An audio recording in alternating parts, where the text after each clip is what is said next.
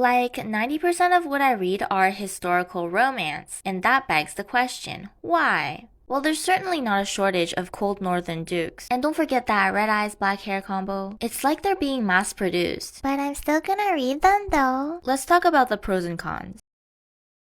Let me just cook up a Google Slides real quick. Escapism. You could read an office romance, but you'll be hit by the unfortunate reality that work is a thing. You could read a high school romance, but you'll be dreadfully reminded that school is still a thing. So why don't we jump into a historical fantasy wonderland, where all your problems don't exist? Well, I mean, MC will still struggle, but at least you can detach from it. Cool dresses and balls. Look at these gorgeous dresses. Well, I mean, modern outfits are cool and all, but don't you just want to wear a floofy dress and frolic around in a ballroom? Easy forced proximity. Oh no, the Duke took me in as his servant. Oh no, my pager is attractive. Oh no, my arranged fiancé isn't who I thought he was. Whatever will I do? Magic. Here's a dragon. Here's a Sataness. Here's 3 more Satanesses. Here's a magical girl. Here's 3 more magical girls, but specifically with pink hair.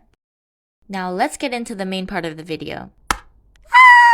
The remarried empress has it all. Normalized classism, normalized war, and normalized slavery. Well, maybe not the second one, but I have other examples for that.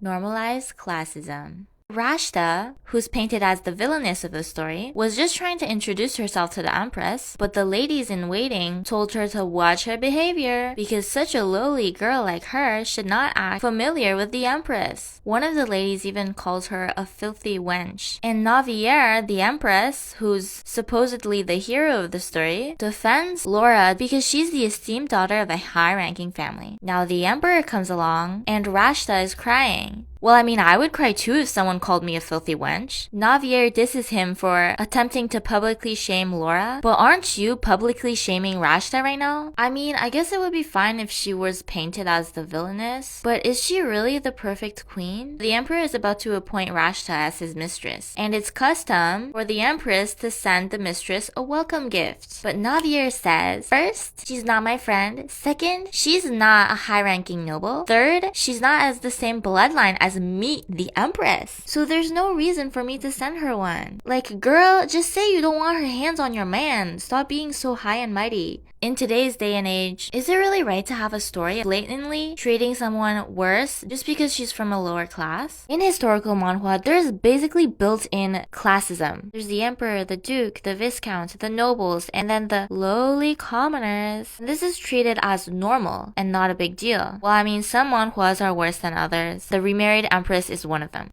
Normalized slavery. When Navi found out that Rashta was a slave, Rashta obviously denied it, but Navier is like, but my ladies in waiting were sure that she was a runaway. So if she was a runaway, what are you gonna do, send her back? You're gonna send her back? Rashta's story is a tragedy. She had a horrible childhood as a slave, and she married the emperor just to escape from that. She's certainly not an angel, but she has her reasons. And the only reason she got taken down from empress is not because she stole another woman's man, but because people found out that she was a slave. And then the story kills her off. Like, what are you trying to teach people? Like, not even a redemption arc? Another example of this is the villainess just wants to live in peace. Just a note that I did drop this, so I don't know if it's redeemable later. This is a reincarnation story where MC is the rich daughter of a duke. The male lead was a victim to scientific experimentation and was later sold as a slave. So after waking up, she's like, I gotta go to the slave market right now. But apparently she got the timeline all wrong, because the male lead is already working as her slave. And then she's like, why is he avoiding me? Yeah, girl, I wonder why. Before she was reincarnated, she would physically and mentally abuse this guy. Of course, it technically wasn't her fault because it wasn't her. And then she starts treating him better and gave him a promotion from slave to a regular servant, which makes him fall in love with her. Excuse me? He does not know that she's a different person right now. And the comments on this webtoon are actually pointing out a few valid facts. Like, the male lead is literally 15 and the power dynamic is just strange. You only see slavery normalized in historical manhwa.